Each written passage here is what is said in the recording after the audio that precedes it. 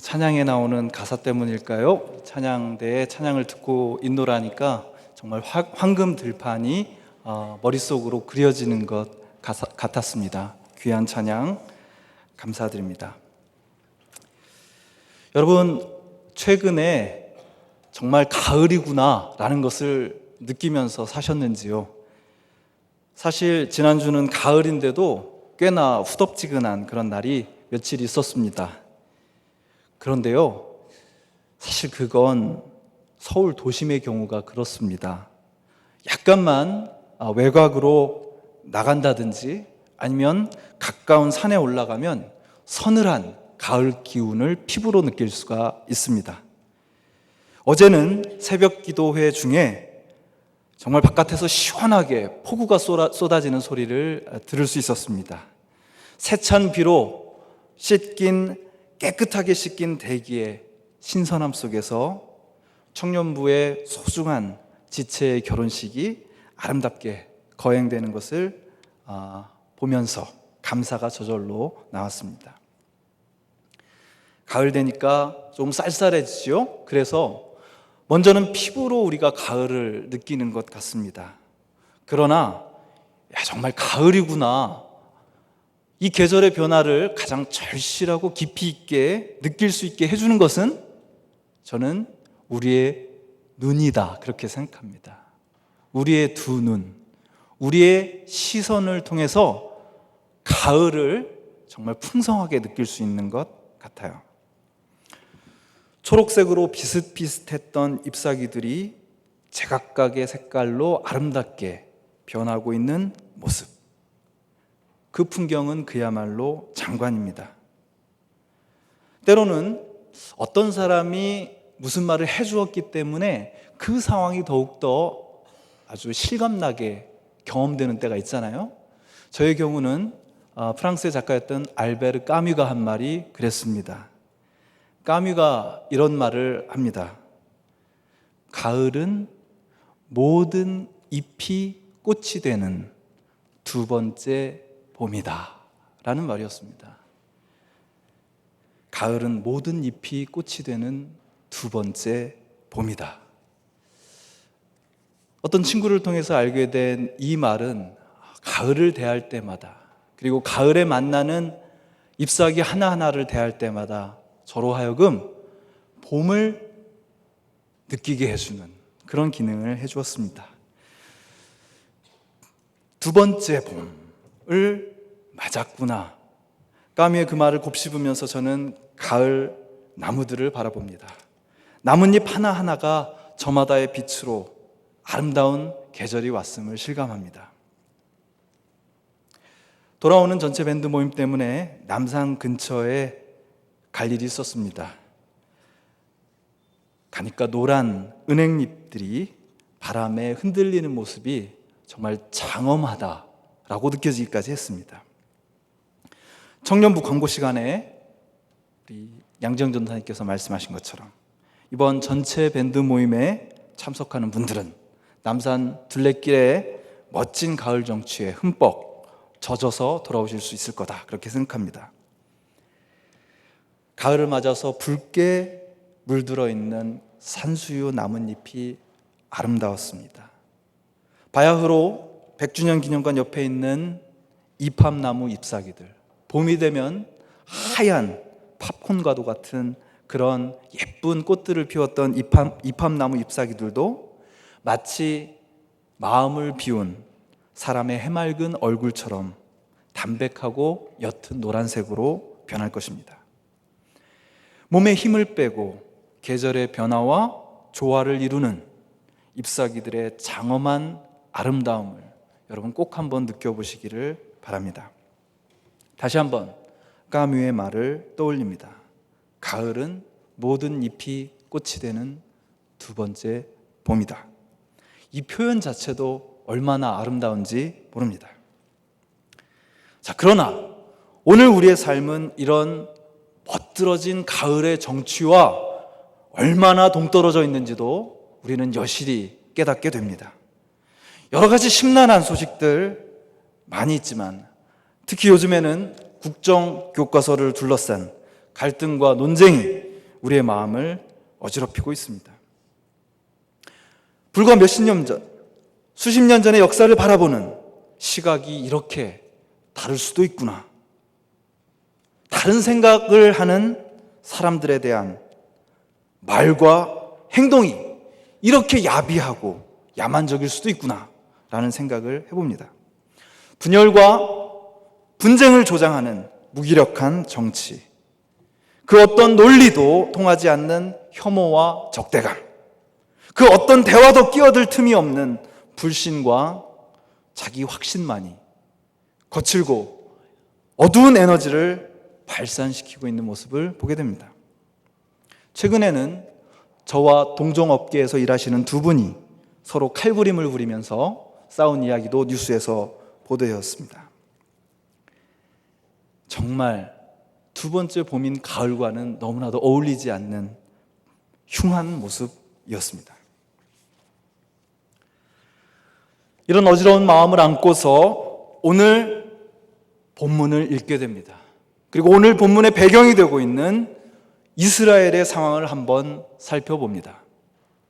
주전 926년 이스라엘은 북왕국 이스라엘과 남왕국 유다로 분단되어 있었습니다.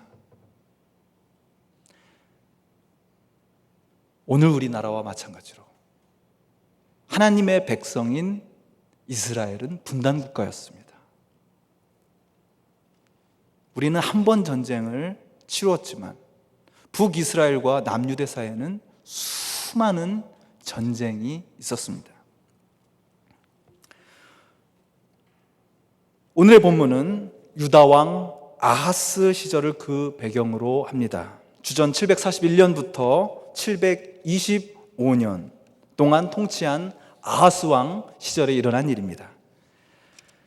그러니까 분단이 되고 나서 약 200년이라는 시간이 흐른 뒤의 일입니다. 하나님께 기도합니다. 하나님, 제발 우리나라는 분단 체제로 100년을 넘기지 않게 해주십시오. 그런 기도를 드려봅니다. 이스라엘은 200년 동안 남북 분단 체제로 살아오면서 서로에 대한 적대감의 골이 깊어질 대로 깊어졌을 때, 바로 그때의 한 사건을 우리에게 오늘 본문이 소개해주고 있습니다. 한 하나님을 믿는 민족이라고 하지만 남쪽은 예루살렘을 중심으로 하나님을 예배하고 북쪽은 사마리아를 수도로 삼고 남쪽에 있는 형제들에게 맞서는 형국이었습니다. 오늘 본문의 바로 앞에는 남왕국 유다의 왕이었던 아하스에 대한 이야기가 나옵니다. 누가 한 나라의 왕이 되느냐, 대통령이 되느냐에 따라서 한 나라가 얼마나 힘들 수 있는지를 여러분도 잘 알 거라고 생각하는데요. 아하스가 남쪽의 왕이 된 것, 그것은 남유다에게는 재앙 그 자체였습니다. 우선 그는 겉으로는 여호와 하나님을 섬긴다고 했지만 실질적으로는 풍요와 번영의 신인 바알을 섬겼습니다.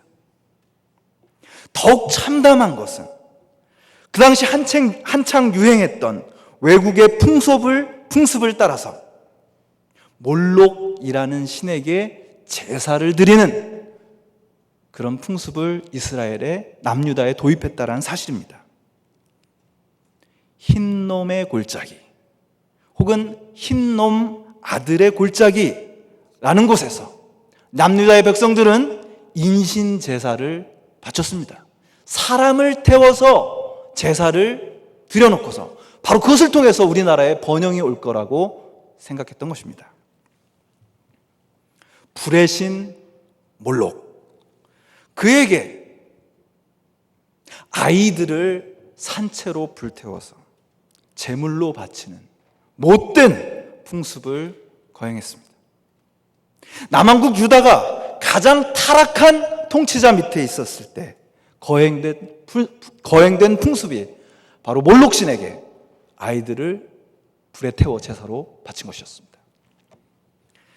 하나님을 잊어버리고 풍요함을 숭상하는 권력자, 자신의 권력을 유지하고 과시하기 위해서 가장 힘없는 생명, 힘없는 아이들의 생명을 아무렇지도 않게 희생시키는 권력자 아하스.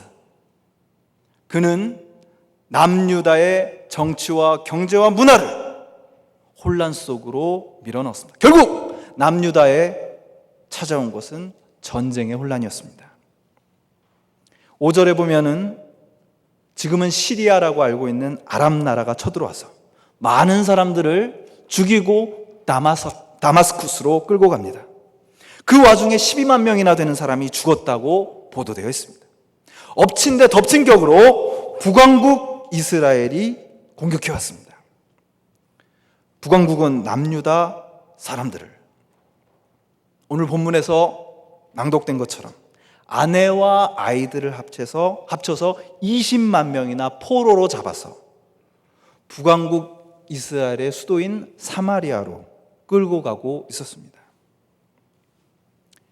여러분, 그 포로 대열에 내가 있다라고 생각해 보십시오.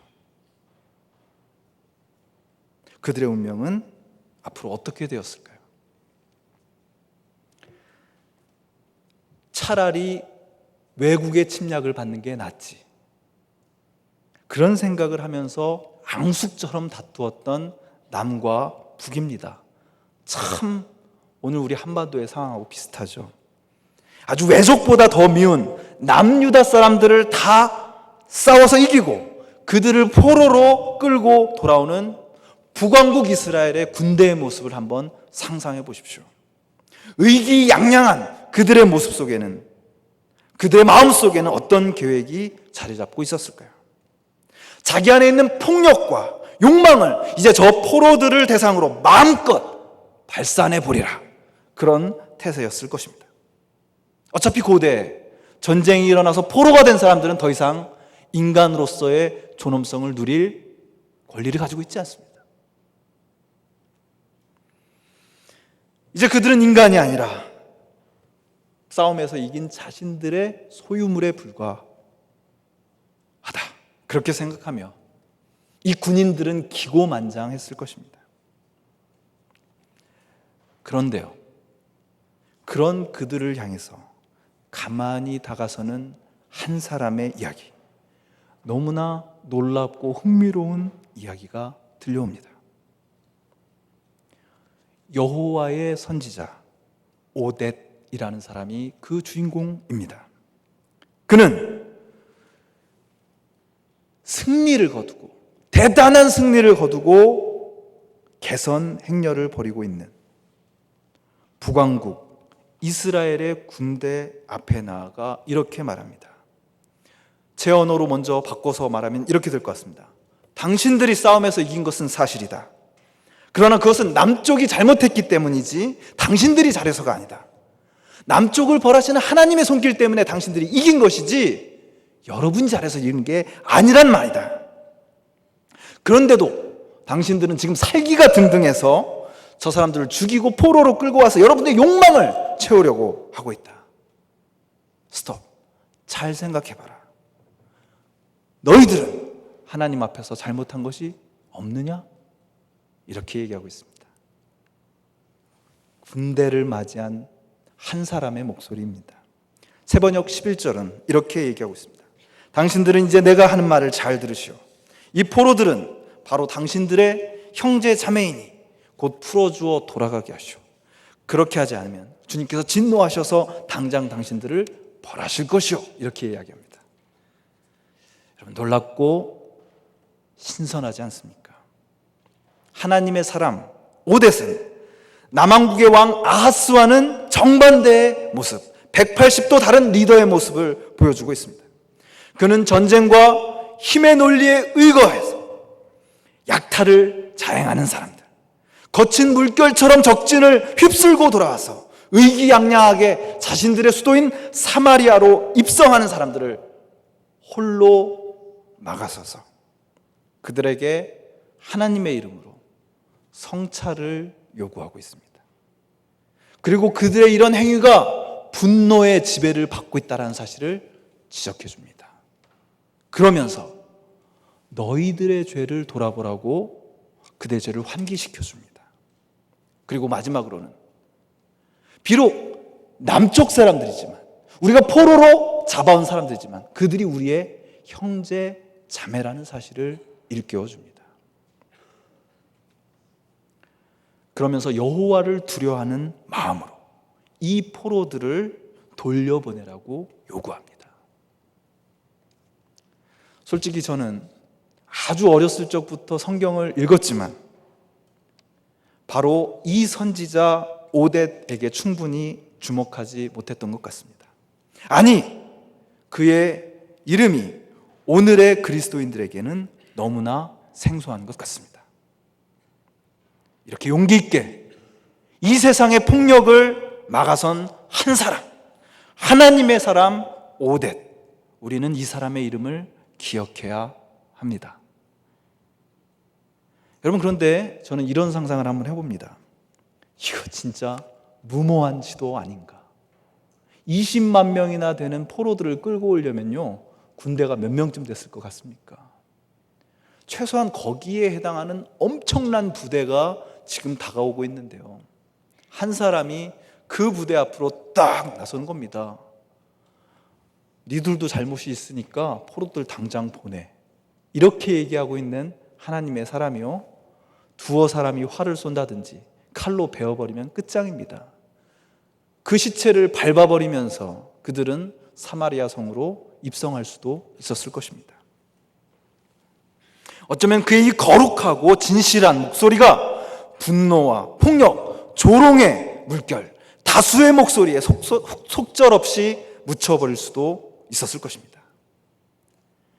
여러분, 그런데요, 오뎃의 용기 있는 실천에 그의 목소리에 반응하는 사람들이 있었습니다. 바로 이것이 중요합니다. 에브라임 자손, 북이스라엘을 말하죠. 에브라임 자손의 리더 네 사람이 앞으로 나옵니다. 아사랴와 베레기야와 여히스기야와 아마사, 이 네 사람이 오뎃의 옆에 서서 군대를 막아서고 권유하기 시작합니다. 부드럽지만 단호한 목소리가 들려옵니다. 오뎃 선지자의 목소리를 다시 한번 대변하는 목소리가 이제 네 사람의 목소리로 증폭이 되어서 들려옵니다. 우리가 이런 일을 저질러서 하나님 앞에서 더더욱 죄인이 되지 않습니까? 당신들 때문에 우리의 죄가 더 커지고 있습니다. 하나님의 진노를 못 피할지도 모릅니다. 한 사람이었다가 이제 5사람이 된 그들의 목소리가 마침내 북이스라엘 군대의 무장 해제를 일으킵니다. 무기를 들고 살기등등하게 자신의 고향으로 돌아오던 사람들이 그 무기를 내려놓습니다.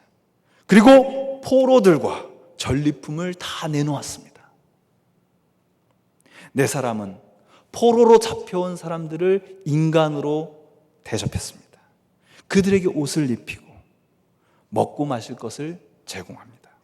다친 사람들을 기름을 발라 치료해주고 약한 사람들은 나귀에 태워서 그들을 배려해 줍니다. 사마리아에서 쭉 걸어서 여리고까지 그들은 포로들을 정성스럽게 남한국 여리고까지 돌려보내 줍니다. 여러분, 그 모습을 한번 상상해 보십시오. 포로로 잡아서 질질 끌고 오던 그 사람들을 정성스럽게 다시 여리고로 돌려주는 군인들의 모습 말입니다. 우리가 몰랐던, 그러나 꼭 알아야 했기에 오늘 이 자리까지 전해 내려오는 아름다운 이야기를 여러분들 마음속에 그리시길 바랍니다. 폭력과 광기, 경쟁, 돈에 대한 사랑으로 황량해져가는 세상 한복판에서 이곳 신촌에서 저는 꿈을 꿉니다. 우리 시대에도 오뎃과 같은 사람, 그리고 그를 믿고 든든하게 뒷받침해 주었던 아사랴, 베레가, 여히스기야, 아마사 같은 사람들이 과연 있을까요? 오늘 우리가 살아가는 현실을 돌아봅니다. 낡은 정신, 낡은 이데올로기가 젊음의 생기를 말아먹고 있는 이 세상을 바라보면서 사람들은 헬조선이라는 말을 쓰기 시작했습니다. 어느 월간지 11월 호의 제목이 이렇습니다. 나아진다는 희망이 없다. 탈한국이 답이다. 그리고 그 기사는 2030 세대를 대상으로 벌인 설문조사의 결과를 이렇게 보도합니다. 나는 한국이 싫다는 말에 동의합니까? 라는 질문에 51%의 젊은이들이 매우 동의라고 대답했습니다. 그렇게 부정적으로 생각하는 이유가 무엇이냐는 질문에 또 50%가 훨씬 넘는 이들이 이렇게 대답합니다. 나아질 것이라는 희망이 없기 때문에. 특히 한국 사회의 고질적인 문제인 소득 격차, 재벌에 대한 경제 의존도가 그대로, 아니 앞으로 더욱더 늘어날 것이라고 대답했습니다. 무능하고 자기 입속을 차리는 기득권층, 그런 지도자들과 거기에 무력하게 동조하고 있는 세력에 의해서 망가져버린 세상, 헬조선. 그러나 그런 현실은 오늘 우리들만의 현실이 아닙니다. 그 옛날 아하스 왕이 통치하고 있던 남유다는 그야말로 헬유다였습니다. 아이들을 불에 태워 인신제사를 바치면서 우리나라의 번영이 이루어질 거라고 기대했던 나라였습니다.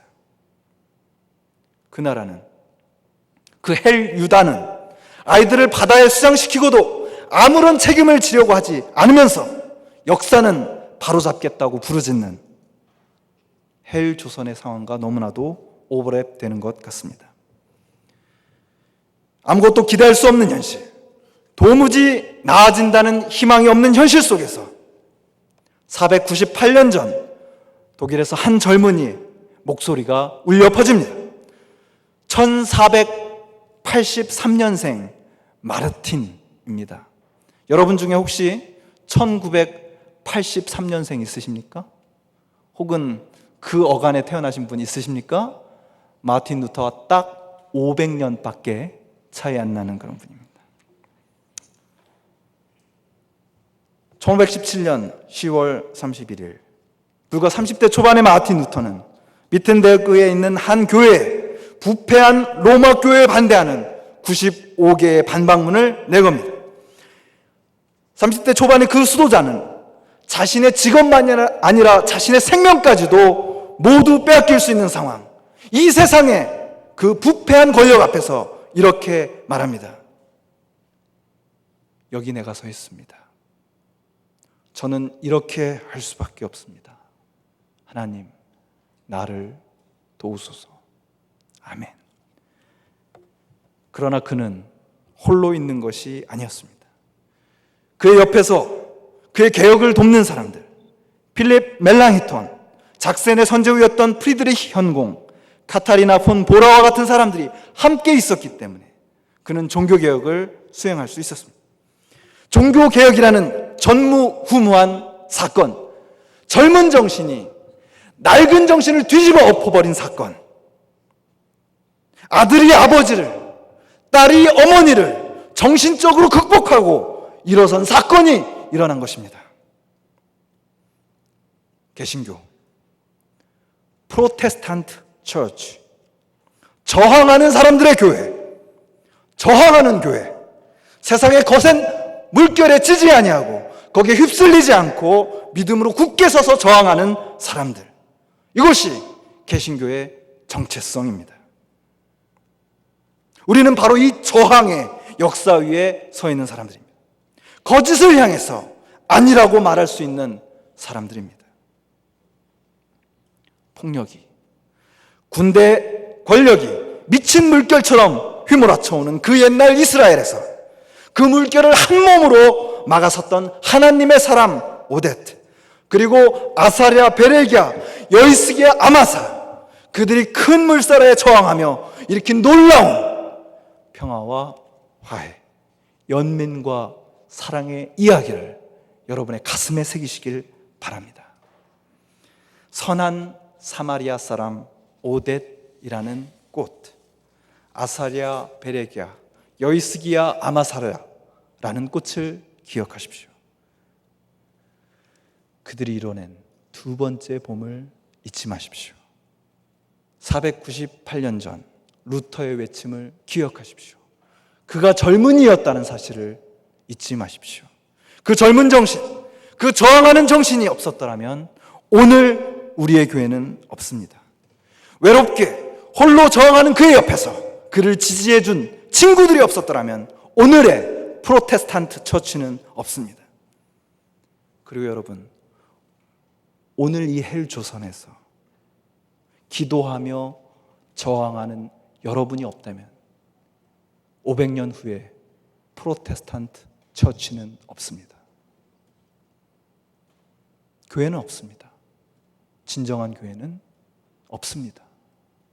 누군가의 외로운 사역을 그 곁에 붙어서 함께 해주기로 작정하는 사람이 없다면 우리 시대의 오댓의 외로운 시도는 거친 폭력의 물결에 휩싸여버려 그 소리를 잃게 될 것입니다.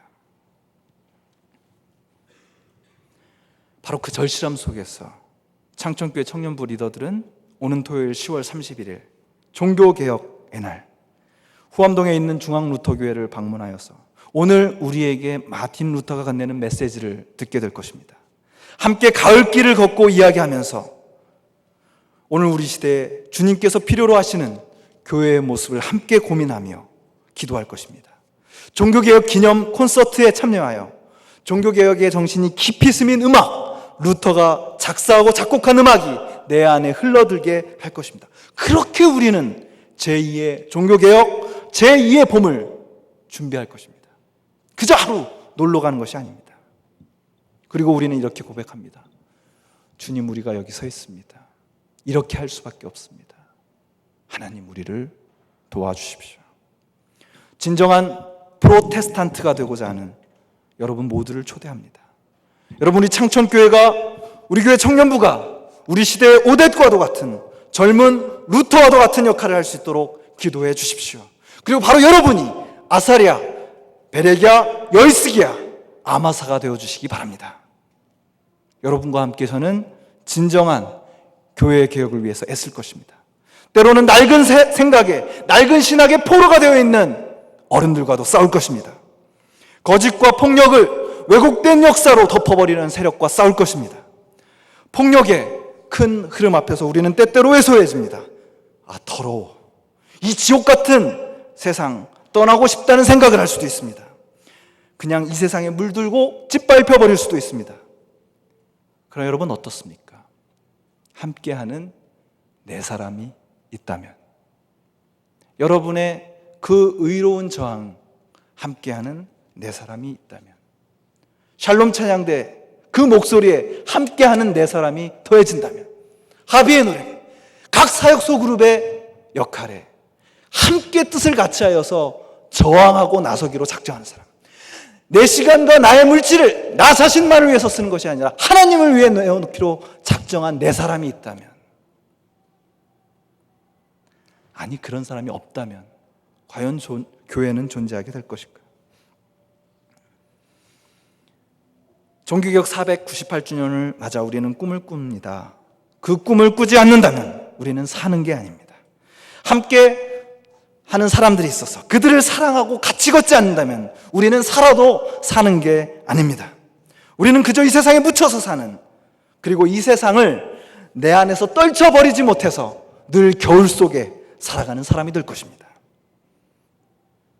그러나 하나님 말씀의 햇빛에 자기를 비우고 나의 안위와 나의 욕망이라는 초록빛을 버리고 서서히 그 햇빛에 물들어 오히려 내 안에 있는 가장 아름다운 빛깔을, 나도 몰랐던 사랑과 희망의 그 빛깔을 드러내는 바로 여러분을 통해 제2의 봄이 시작될 줄로 믿습니다.